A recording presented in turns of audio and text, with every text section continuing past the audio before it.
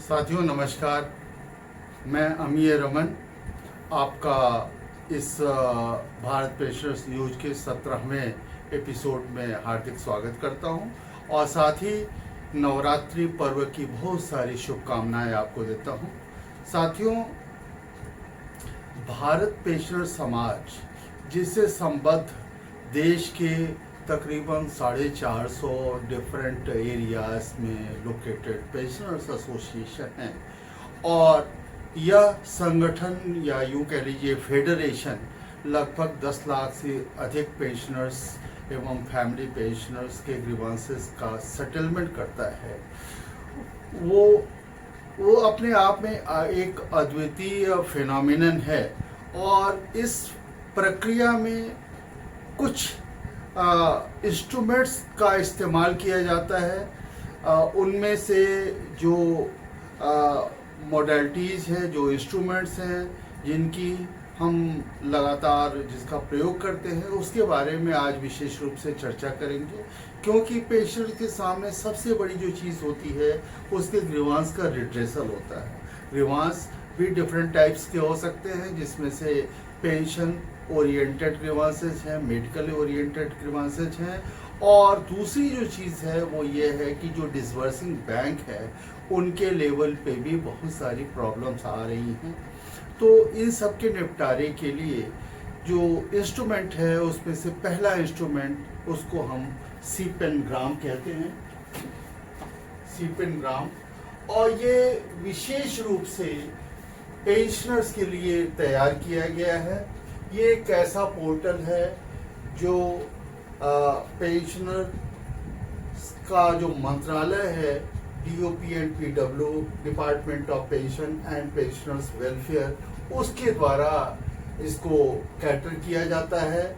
और इस सीपेनग्राम पोर्टल के लिए अगर आप गूगल पे जाएं और सीपेनग्राम को क्लिक करें तो ऐसे कंडीशन में ये पोर्टल खुल जाता है और इस पोर्टल पे अलग अलग मॉडलिटीज़ हैं ग्रीवांसेस को रिकॉर्ड कराने के।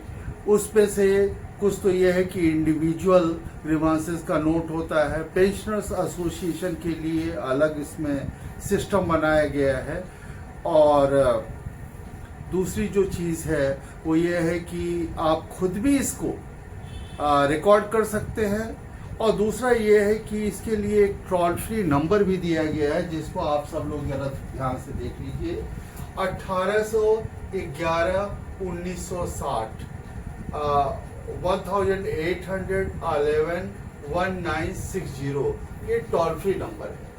अब यहाँ पे टोल फ्री नंबर या ग्रीवांस को रिकॉर्ड करने के सिस्टम के बारे में मैं आपको थोड़ा सा बताना चाहूँगा। सबसे इम्पोर्टेंट चीज़ है कि जो ग्रीवांस को रिकॉर्ड करना है उसके लिए 24/7 का सिस्टम है। आप कभी भी इस सीपेनग्राम के पोर्टल को खोलिए, इंडिविजुअल मॉड्यूल पे जाइए और अब वो उस पर पेज खुलेगा, उसमें आपका डिपार्टमेंट मिनिस्ट्रीज के बारे में किया जाता है, आप किस मिनिस्ट्री से हैं, रेलवे से हैं, सिविल से हैं, जो भी व्हाटएवर मिनिस्ट्रीज है उसके बारे में आप टिक करेंगे और आगे कंटिन्यू कर जाएंगे। जैसे ही कंटिन्यू करेंगे तो अगला पेज खुलेगा और अगले पेज पे पुनः वही मिनिस्ट्री की बात आएगी, किस ऑफिस से आप रिटायर हुए हैं उसके बारे में आएगा, और आपके डिफरेंट पर्टिकुलर्स को उसमें जैसे बैंक अकाउंट नंबर है, PPO नंबर है, IFSC कोड है, आपका एड्रेस क्या है, आपका पिन कोड क्या है, वगैरह वगैरह, इन सारी चीज़ों को रिकॉर्ड करना होता है। उसके बाद एक बॉक्स होता है, उस बॉक्स में अपने ग्रीवांस को आप मेंशन करते हैं। यहाँ पे जो सबसे इम्पोर्टेंट चीज़ है कि ग्रीवांस को मेंशन करने के लिए आपको अपने प्रॉब्लम से रिलेटेड जो भी रेलिवेंट सर्कुलर हैं डिफरेंट मिनिस्ट्रीज के, उन सर्कुलर्स की जानकारी होनी परम आवश्यक है। और कहीं इसमें कोई भी कंफ्यूजन है तो आप गूगल सर्च इंजन के सहारे से उसको आप ट्रेस आउट कर सकते हैं, उसका लेटर नंबर और डेट आप नोट कर सकते हैं। और प्रेजेंटेशन स्टाइल थोड़ा सा यूनिक होना चाहिए कि आपका ग्रीवांस क्या है, उससे रिलेटेड सर्कुलर क्या है, और आप कैसे उस सर्कुलर से अपने ग्रीवांस को रिलेट कराते हैं और अपने ग्रीवांस को रिजॉल्व करने के लिए संबंधित अधिकारियों को आप बताते हैं। इसमें आप अगर पहले कोई एप्लीकेशंस वगैरह सबमिट कर चुके हों या पहले भी अपना ग्रीवांस रिकॉर्ड करा चुके हों तो उसका अगर आप रेफरेंस दे देंगे तो ज़्यादा बेहतर रहेगा। और इस तरह लास्ट में एक सिक्योरिटी कोड रहता है, उसको डालेंगे और तुरंत विद इन 9 सेकेंड आपके मोबाइल पे 6 डिजिट का एक OTP आता है। उसको जब रिकॉर्ड करते हैं तो आपका then and there grievance record हो जाता है और आपको एक रजिस्ट्रेशन नंबर मिल जाता है। इसको स्टेटस में आप देख सकते हैं।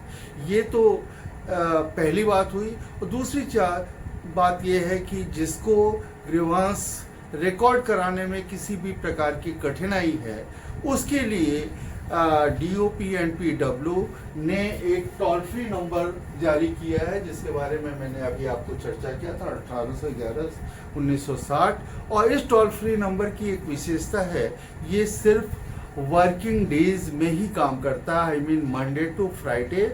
और टाइमिंग इसका है 10 to 17 आवर्स, 10 बजे से लेके शाम के 5 बजे तक ये काम करता है।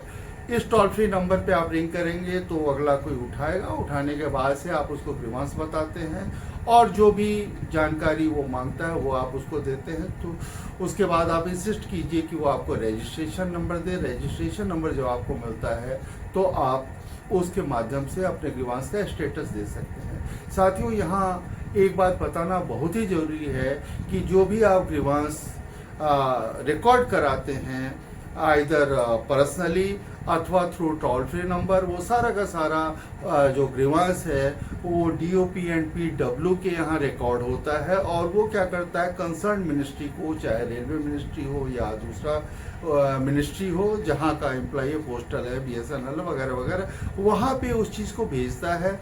फिर उस मिनिस्ट्री के द्वारा कंसर्न जनरल मैनेजर को देयर आफ्टर डिवीजन अथवा DRMs वगैरह को वो चीज़ दिया जाता है और वो अपने यूनिट में इसका पोजीशन लेके और इस पे कार्रवाई कराते हैं। इसके लिए कुछ प्रोविजंस बनाए गए हैं विद कि जो भी रिप्लाई दिया जाएगा वो टाइम फ्रेम्ड होगा, उस पर टारगेट दिया जाएगा कि 1 महीने के अंदर इस ग्रीवांस का रिड्रेसल हो जाना है। अमूमन इस जो आप रजिस्टर कराते हैं इसका disposal with in 7 to 8 days होता है, लेकिन समटाइम्स जहाँ बैंक से ओरिएंटेड मामला होता है वहाँ पे थोड़ा टाइम ज़्यादा होता है।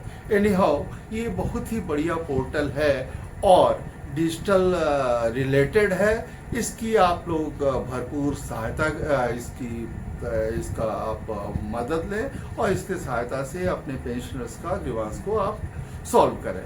दूसरी चीज़ आपको ये बताना चाह रहे थे कि जैसे इसके लिए आपको relevant circulars of different ministries की ज़रूरत होती है, उसी तरह बैंक से ओरिएंटेड, बैंक से रिलेटेड अगर कोई ग्रीवांस है, सपोज कीजिए किसी का PPO इशू हो गया और PPO इशू होने के बाद बैंक के द्वारा पेमेंट नहीं किया जा रहा है या एरियर्स का पेमेंट नहीं हो रहा है अथवा उस पर डिले हो रहा है, तो ऐसे कंडीशन में आप इसी CPENGAM पोर्टल में आपसे 2 ऑप्शन मांगा जाता है कि आपका ग्रीवांस जो है it is related to department और it is related to pension disbursing bank.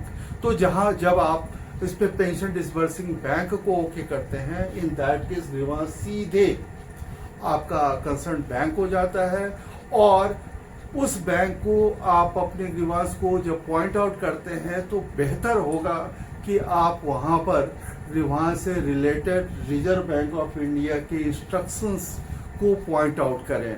साथियों, बहुत सारे RBI के इंस्ट्रक्शंस हैं पेंशनर्स के सहूलियत के लिए, जिसमें कहता है in case of pensioner death उसकी विडो को अगर ज्वाइंट अकाउंट है तो then and there without much delay तुरंत पेंशन का वो क्रेडिटिंग शुरू हो जाएगा। पेपर फॉर्मेलिटीज़ को ज़्यादा नहीं करना है। इतना ही नहीं, पेंशनर जो ओल्ड एजेड है वो जब काउंटर पे जाते हैं तो उनके लिए अलग लाइन की व्यवस्था की गई है। उनकी मदद के लिए बहुत सारे वहाँ पे प्राविधान किए गए हैं।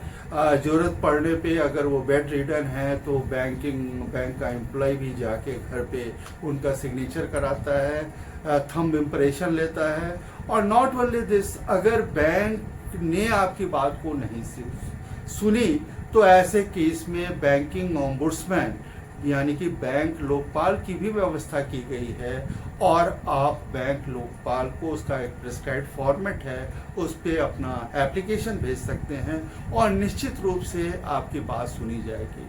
साथियों, ये कुछ ग्रीवांस रिड्रेसल मैकेनिज्म के बारे में मैंने आपको बताया और आज के डेट में जो सीपेनग्राम है it is the best option. साथ ही साथ जब सीपेनग्राम में ग्रीवांस को लोड करने के लिए समटाइम्स कुछ आपको इम्पोर्टेंट डाटा की ज़रूरत होती है रूल्स से apart from rules and regulation. In that case आप चाहें तो आरटीआई का सहारा ले सकते हैं। ऑनलाइन आरटीआई आप कीजिए और उसमें फटाफट बड़ी तेजी के साथ विद इन मंथ आपको सारा इंफॉर्मेशन मिल जाएगा। तो आपके पास इंफॉर्मेशन होना चाहिए, रेलिवेंट सर्कुलर होना चाहिए, बैंक के केस में आरबीआई का इंस्ट्रक्शंस होना चाहिए। ये सारे जब चीज़ हैं तो आप किसी का भी ग्रीवांस हो उसका जो समाधान है बड़ी ही आसानी से हो सकता है। साथियों, ये हमें कुछ टिप्स देने थे क्योंकि नाहक लोग पेंशनर्स परेशान होते रहते हैं अपनी प्रॉब्लम को लेके। तो आप इन टिप्स के माध्यम से अपना काम करेंगे तो डेफिनेटली आपका ग्रीवांस का समाधान होगा। ये वीडियो आपको अच्छा लगा हो तो मैं ज़रूर आपसे रिक्वेस्ट करूंगा कि इसको सब्सक्राइब कीजिए और अपने साथियों में शेयर कीजिए। Thank you very much. अगले वीक फिर मिलते हैं, तब तक के लिए बाय।